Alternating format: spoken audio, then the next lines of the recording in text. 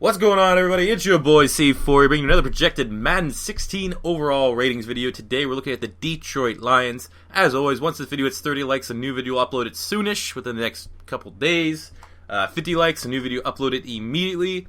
So let's hit those likes. As always, guys, make sure you subscribe to the channel. I want 10,000 subs by the time Madden 16 comes out. I know we can reach that goal if we really try, guys.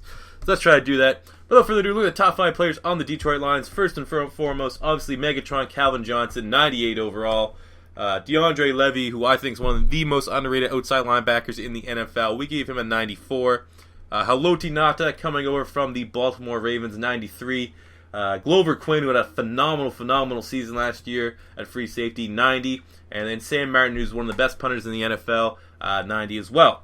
So now looking at individual positions, jumping into the quarterback, we gave Matt Stafford an 87 overall. Now last season, Mr. Matthew Stafford double-chin himself, threw the rock quite a bit, didn't have as many touchdowns as he usually does, but last year, 11-5 record. He got the wins. He might not have had the touchdowns he usually has because they did run the ball. They had a good commitment running the ball. Didn't have the touchdown passes he usually does, but he had the wins he doesn't. 11-5 as a starter last year, 4,200 passing yards, 22 touchdowns, 12 interceptions, so a solid year from him, giving him an 87 right there. Now look at the running back position, Joique Bell, another underrated guy, super underrated guy. Compare him really closely to Chris Ivory on the Jets. Really don't think they need another guy with him. I think he can be your every down back. Joique Bell last year, 860 rushing yards, 7 touchdowns, as well as adding 300 receiving yards and 1 touchdown. So, I mean, that's 1,200 total yards of offense from this guy. And, you got Theo Riddick, who's shown he's an excellent pass-catching running back. Had 300 yards and 4 touchdowns in the backfield, really filled in Reggie Bush's role. He's gone. And then they got Ameer Abdullah, who's probably going to bump Riddick for the number 2 spot here. Really highly regarded running back at the University of Nebraska. Which we gave him 74 overall, which is one of the higher ratings for a running back. I think he's a beast. Killed it as pro day. Now looking at the fullback, Michael Burton, rookie out of Rutgers, was like the top-rated fullback this year, so I guess that is what it is. Dying position. Now look at the wide out position. Obviously, Calvin Johnson, Megatron himself, had a lot of injuries last year, but still eclipsed the 1,000-yard mark and 8 touchdowns. You wouldn't really know it. Just because he didn't have a record-breaking year, which is because how many games? He must have missed like 4 or 5 games, it seems. Probably at least 6, almost half the season he played injured. But still, I think he is going to go down in history as the best wide receiver. Just what they said, 28, so he got 6 years left of playing, probably 4 at least at an elite level.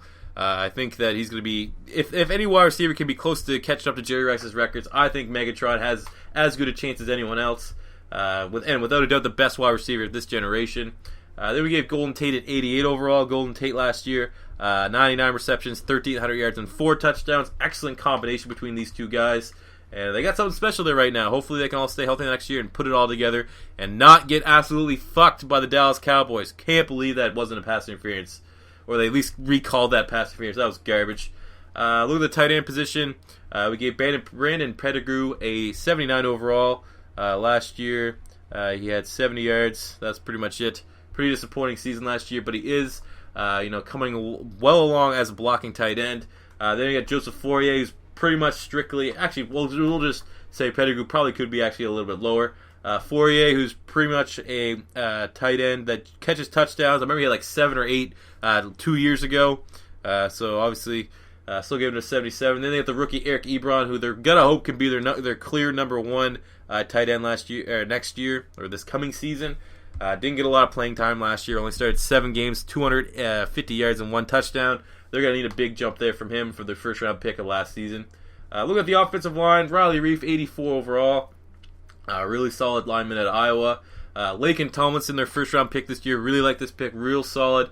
Building that offensive line, 78 overall. One of the highest overalls for any first round pick in my rosters here.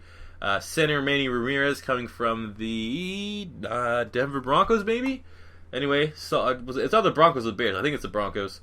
78 overall. Right guard Larry Warford becoming one of the best interior offensive linemen in the league. 90 overall. And right tackle LAADRIAN, we'll go LAADRIAN, WADDLE. 23 years old, 80 overall. That's a stupid first name. Honestly, that's a fucking stupid first name. I don't even care. If you're watching this video, fucking fix your name. Now on the defensive side of the ball, left defensive end. Jason Jones had 5 sacks last year, so we gave him a 78 overall. Right defensive end, EZEKIEL ANSAH, 88 overall. Absolute beast.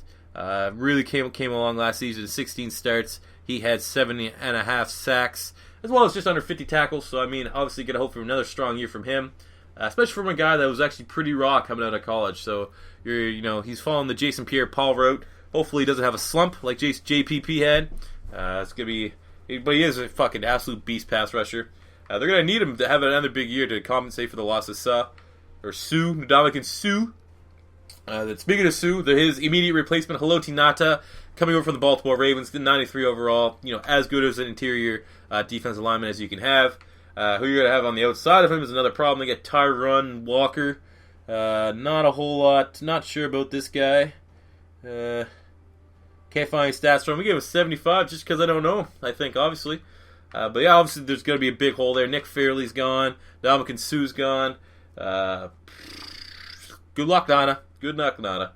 Now look at the outside, going to the linebacking core. Obviously, Kyle Van Noy, very solid player. Going to hope to have a nice sophomore bounce. Then you got TAHIR Whitehead from Temple, giving him a 77 overall. Good season last year. Started 15 games, 2 interceptions, as well as just under 100 total tackles.